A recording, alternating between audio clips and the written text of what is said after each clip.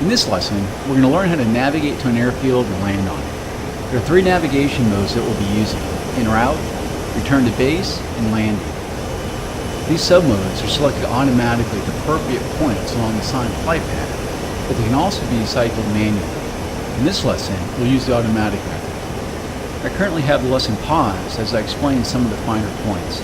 Press the spacebar to continue. What we'll learn in this lesson is how to navigate to a waypoint using en route mode, switch to return mode automatically, and then switch to landing mode automatically. We're currently in en route mode as indicated in the bottom left corner of the HUD. This mode allows us to fly from waypoint to waypoint in sequence automatically, as we did in the prior navigation lesson. However, in this lesson, we'll try manual selection.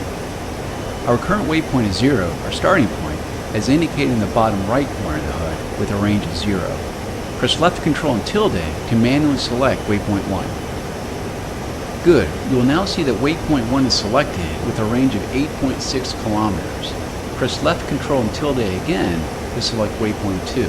You can see that waypoint 2 is 15.5 kilometers from us. As we learned in the prior lesson, we can see the direct heading to the waypoint is indicated by the yellow arrow on the HSI, and the twin white arrows indicate our path to fly the course line. Directly above the HSI is the Attitude Director Indicator, or ADI. This is a sphere with one hemisphere white and one hemisphere black. In the center of the ADI is a white aircraft symbol. This aircraft symbol stays stationary in pitch, but will rotate as you maneuver and roll. The ADI ball will move in pitch in relation to the aircraft symbol. When the aircraft symbol center is over black, your nose is below the horizon. If the aircraft symbol center is over white, your nose is pointing above the horizon. Press the spacebar to continue. In the center of the ADI are two yellow lines that help assist you reach the waypoint via the course line. The course line is a direct line between two waypoints. The vertical line indicates your required azimuth steering to reach and maintain the course line. When the yellow vertical line is centered on the ADI, you are flying on or to the course line. If the vertical line is off to either side, put your stick in that direction until the vertical line centers on the ADI and adjust your roll to keep it centered. The yellow horizontal line indicates your elevation course steering. When centered on the ADI, you are flying at or to the set course altitude for that waypoint.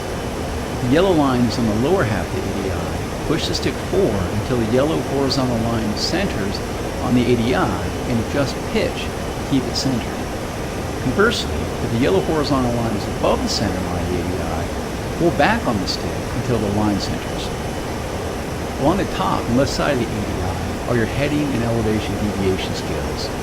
The more the lines are from center, the greater you are off the direct path to reach the waypoint. Let's practice this as we fly to waypoint 2. I will unpause the lesson when you press the spacebar. You will first need to intercept the course line between waypoints 1 and 2. Note that the ADI steering bars and the HUD navigation circle provide us the same information. Fly the aircraft to center the ADI steering bars by adjusting the pitch and roll to keep the bars centered on the ADI. Or you can fly to keep the navigation circle on the HUD in the very center of the pitch and bank indicator. The choice is yours. Also remember that the assigned airspeed and altitude for the waypoint are indicated as smaller digits above your current airspeed and altitude. Fly to waypoint 2.